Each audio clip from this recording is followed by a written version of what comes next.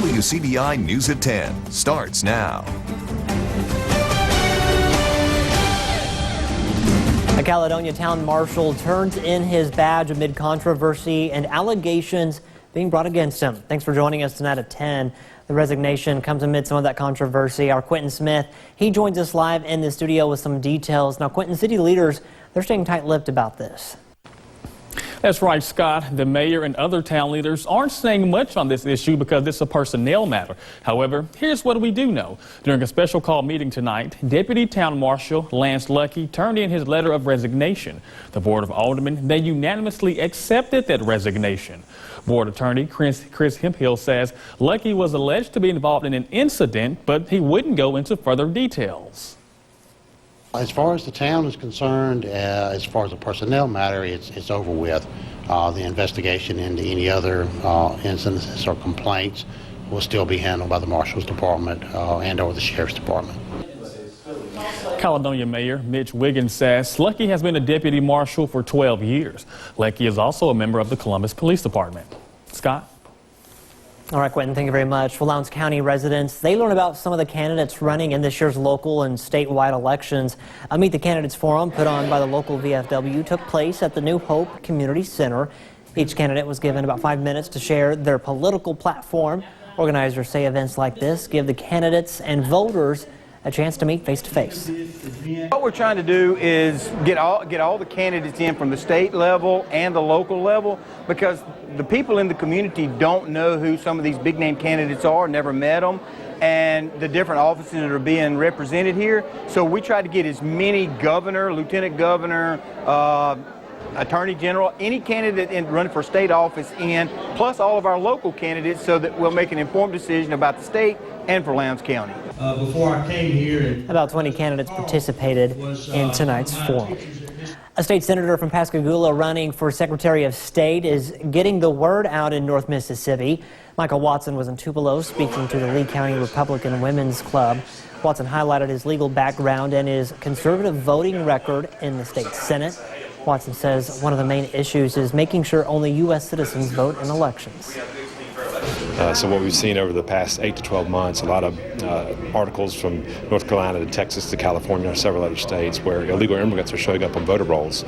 So it's an issue that we want to address here in Mississippi, make sure that that's taken care of. Watson also favors moving the Department of Motor Vehicles from the Department of Public Safety to the Secretary of State's office. He faces Sam Britton in the GOP primary. In Alabama, disgraced former Judge Roy Moore will run for Senate again in 2020. This after losing a 2017 special election amid accusations of sexual misconduct. That loss gave the seat to Democrats for the first time since the early 1990s. If Moore can win the Republican primary, he may well face off against now Senator Doug Jones. The official Senate Republicans campaign organization sees a Moore candidacy as the only thing that would allow Democrats to win again. But some GOP lawmakers from Alabama say they'll still support Moore if he becomes a nominee. I fought for our country in Vietnam. I fought for our country and its laws as Chief Justice. I fought for morality to preserve our moral institutions. And I'm ready to do it again. And yes, I will run for the United States Senate in 2020. You're going to see. Moore made that announcement today. Senate Majority Leader Mitch McConnell announced he will not support Moore's candidacy. Time now to get a first look at our forecast. We'll send things over to meteorologist Jacob Dickey. Hey there, Jacob. Hey, Scott, we've got a nice and quiet night tonight, unlike what we had last night with those storms rolling on through. If you look at our temperature in Vernon at Durham's Pharmacy, it is 75. Notice our dew point is at 72, so our temperatures really will stay about where they are right now throughout the rest of the night. We're seeing the 70s and 80s all across the southeast. 81 in Montgomery and in Jackson, 76 in Columbus, 78 in Memphis. It's 89 still in Dallas. Looking ahead, a heat wave is here, a mini heat wave for the next few days. The heat index values will be somewhere between 100 and 110. There also is a chance for some isolated strong storms. I also do think we'll have more storms next week. In addition, some dust is in the forecast. I'll tell you what that means and more coming up here in just a bit. Firefighters in Chickasaw County get some specialized training tonight. Crews wrapped up a course on fighting gas fires by battling a mock blaze. The scenario gives them a chance to see how propane and other gas fires behave and how best to put them out. Houston Fire Chief Jonathan Blankenship says it's crucial to be prepared for anything. A lot of times these tanks get hot, which they get too hot, it'll cause the pop-off valve to go off on these tanks, and that's one thing that we've learned in this class is how to reset those, cool the tank down to keep it from blowing up. That's the main objective. By the way, Chief Blankenship tells us LP gas stays low to the ground while natural gas goes up into the atmosphere. Dreams of better parking at Mississippi State turns into a nightmare of high cost. The university initially expected a 500-space parking garage to cost about $12 million. Now the price tag is estimated to be about $16 million. MSU Chief Communications Officer Sid Salter says initial bids came in significantly higher, forcing the university to rebid the project, which is state law. Salter cites increased material costs for the high bids. Growing demand is behind the push to add for the parking spaces. 2 suspects now in custody and facing charges in a multi-county burglary spree. We're getting a look at some of the footage from inside the Byway Country Store. Now, in the video, you see 2 people there. One man busts the ATM and he stomps his foot on top of that ATM, and then you see the sparks that fly out of there. Check that out. It startles the burglary suspect. Now, it's unclear if they were actually able to get anything out. Choctaw County deputies arrested Tykeil Petty. He's charged with commercial burglary in Kemper County and also facing that same charge in Choctaw County. This afternoon, Joe White Jr. turned himself into the Winston County Sheriff's Office. Investigators say that he'll also be charged with commercial burglary in both counties. 2 juveniles also questioned will be charged through juvenile court. Law enforcement from Winston, Kemper, and Choctaw counties all working the case. A Boonville man is charged with sexual battery in 2 counties. 50-year-old Randy Downs is charged with sexual battery in Prentiss County. Downs was arrested on June 4th by Prentiss County deputies. Since then, he's also been charged with sexual battery in Alcorn County. Downs' bond is set at $75,000 in Prentiss County. Well, we've got some dust and we've got some heat. Let's go ahead and add the chance for some more strong storms to the forecast here. I think we'll watch storms form to our north and slide in our direction tomorrow during the afternoon and evening hours. I've got all the details you need to know coming up here right after the break. A First Alert AccuWeather forecast with meteorologist Jacob Dickey. Well, as we take a look around the region, winds have overall calmed down. Temperatures are down into the 70s there. We've got a mostly clear to clear sky, 73 in Starkville, 76 at the Golden Triangle Airport, still 78 in Tupelo. As we go through tonight, temperatures will fall into the low 70s, maybe upper 60s in a few spots with a mostly clear to partly cloudy sky, down to 72 in Macon, 71 in Columbus and in Amory. Pontotoc also at 71. If we do see a stray shower or storm tonight, it is possible it'll develop off to our west here in parts of eastern Arkansas, maybe southwest Tennessee, southeastern Missouri. We'll keep our eyes on it, but overall I think we're dry and we will be quiet regardless tonight. No concerns for any severe storms like last night. That is not the case though on Friday. There's the chance to see some more strong to perhaps severe storms in the afternoon. We all, if we don't see storms, we all, though, do see the hot temperatures climbing into the mid-90s out there through the afternoon. Up to 93 in Tupelo, Amory, and in Aberdeen, 92 in Houston. If we do get showers and storms, the best chance will be in the Tupelo area as well as in West Alabama. Temperatures climbing to 93 in Soldier and Vernon, 94 in Reform and in Alice. So as far as the Golden Triangle, though, I think here overall the chance is lower to see some storms, maybe isolated at best. Up to 95 in Macon, 94 in Columbus, and 94 in West Point. Now, when you take the moisture that's in the air, the dew points are in the mid to upper 70s. That is downright oppressive. And you add that to the mid-90s for highs, it will feel like the triple digits out there, perhaps at times as high as 108, 109, and 110 for the first day of summer. What a way to ring that in here. All of us will feel the heat. Not all of us feel the storms out here. The best chance seems to be north and east of Tupelo. We've got a slight risk for parts of Tishomingo County, a marginal risk from Pontotoc, Tupelo, Amory, down towards parts of West Alabama. What I think happens here is in the morning hours on Friday, we'll watch to the north and learn a lot more. We'll have to watch and see these storms and what direction they move on, and those storms will slide off to the south here. Notice by about 3 o'clock, I'm really favoring this model here. We'll see a batch of strong storms just to the north of the Tennessee state line, and it looks like it'll clip through parts of our area, most of it staying off to our east, but some of us I do think have a chance to see some storms. Then, as we head into Friday night and Saturday, we'll see more of these batches of storms here. However, the good news is I think Saturday and Sunday, the strong to severe storms stay off to our east. We may see only a few isolated storms in our area. As far as the severe threat, some of the stronger storms that do come through, damaging winds, the main threat, maybe a little bit of hail, some heavy rain, frequent lightning. Good news is the tornado threat is low, but not zero. Of course, we learned last night that it doesn't take tornadoes to cause damage in the area. Now, we all keep the heat around here as well through Sunday. Notice we've got heat index values all the way in the triple digits through them. We cool off a little bit, only the upper 90s heading into Monday. That ain't as bad as 104, is it? And then in addition, some Saharan dust possibly here. Notice by next week, I think we'll see some dust carry into our region. What that means for us is perhaps some colorful sunsets, some sniffling and some sneezing if you're sensitive to that. And it also makes some of these scattered showers and storms Monday, Tuesday, Wednesday, perhaps a little bit dusty. What I mean by that, when the rain falls, we'll have a little bit of dust behind when the water evaporates. Scott? 8 counties are declared federal disaster areas. This during the April 13th and 14th severe weather outbreaks. Those 2 days, severe flooding, straight-line winds, and tornadoes impacted many areas. In Hamilton, a deadly EF2 tornado ripped through, killing 1. Today, President Trump declared Clay, Itawamba, Monroe, Oktibbeha, Kemper, Clark, Warren, and Yazoo counties as federal disaster areas. This latest declaration is the 3rd presidential disaster declaration this year.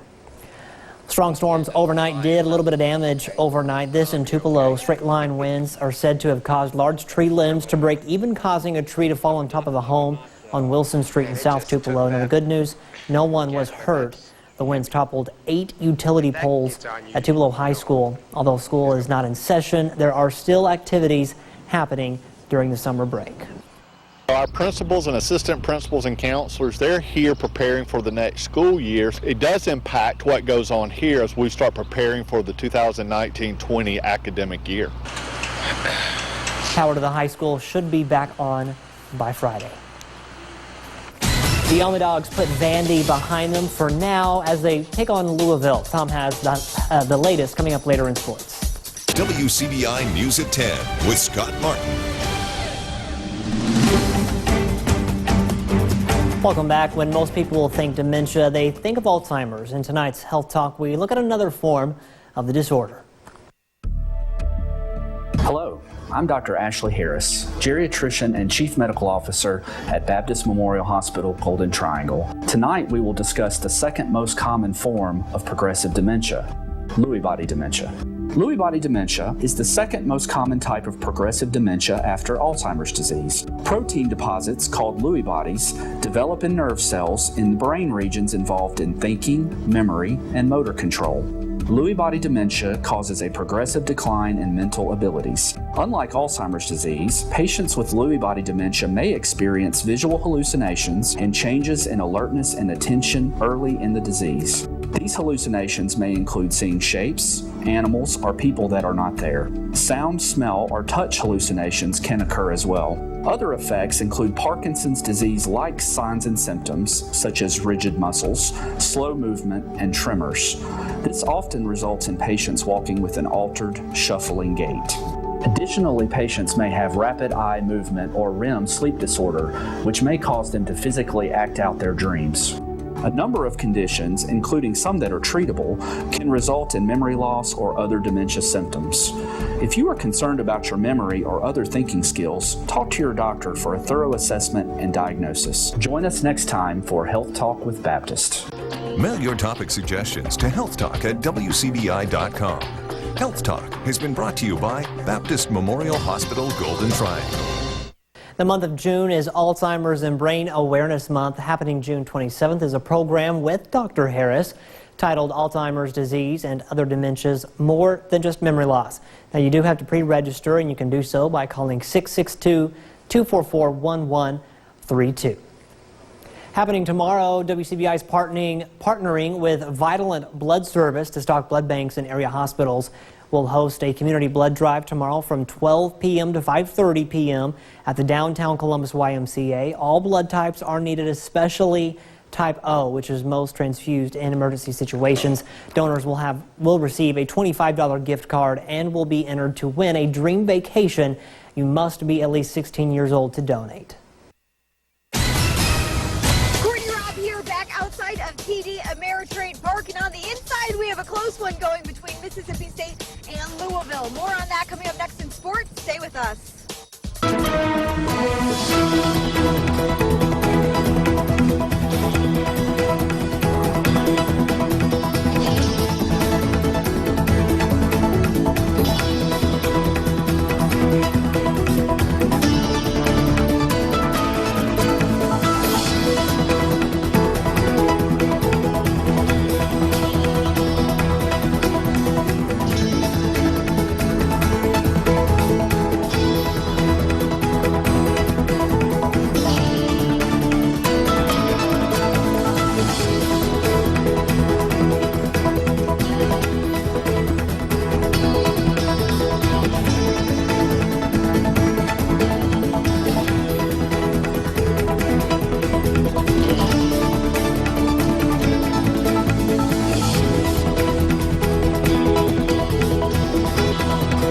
WCBI sports coverage of the NCAA College World Series is brought to you in part by Monroe County Farm Bureau, Jackson Square Storage, Bill Cunningham, attorney at law, and Bank First, a better way to bank.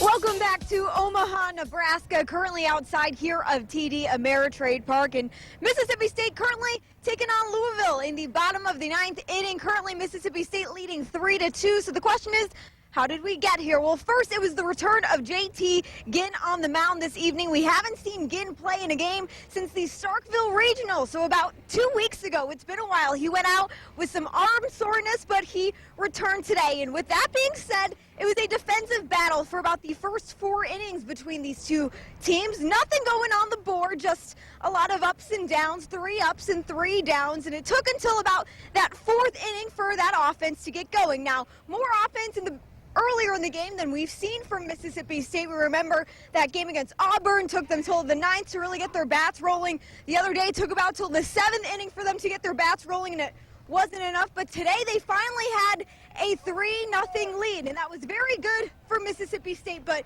it would not be Mississippi State athletics, unfortunately, if they did not give us some anxiety. No, Mississippi State letting up 2 runs in the 7th inning to bring that within just a 1-run game. And luckily for them, Jared Liebelt had a couple walks that allowed the Cardinals to take advantage. So kind of pulling what Mississippi State did to Auburn the other night. But luckily for Mississippi State, they got out of that jam. Again, very lucky for them to do that. And that's where Cole Gordon comes in to try to close out the game for Mississippi State. In the 8th inning, another jam would ensue, but luckily Jake Mangum also with a nice out, and Cole Gordon doing what he does on the mound to move that to the 9th inning. And so Mississippi State still currently leading 3-2. Also something of note, Jake Mangum getting his 108th hit this season. That breaks the record for single season hits. And then also in other news, baseball's not the only thing going on this evening.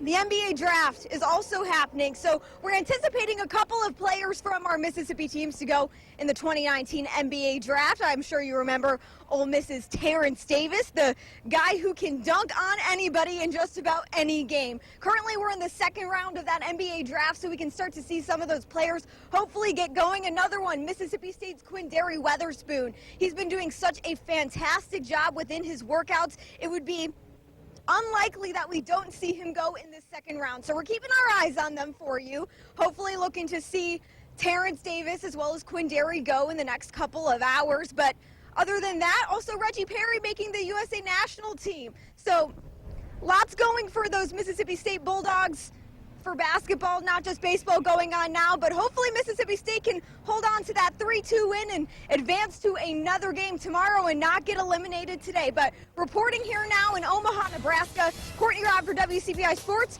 More for you coming up after the break. Stay with us. WCBI sports coverage of the NCAA College World Series is brought to you in part by Bill Russell Ford, Prestige Farms, OCH Regional Medical Center, Advanced Medicine, Compassionate Care, Home Store Furnishings in Starkville, and Visit Columbus, the city that has it all. Storms tomorrow. Some could be strong to severe. Best odds seem to be the closer to Tennessee and in parts of West Alabama you are.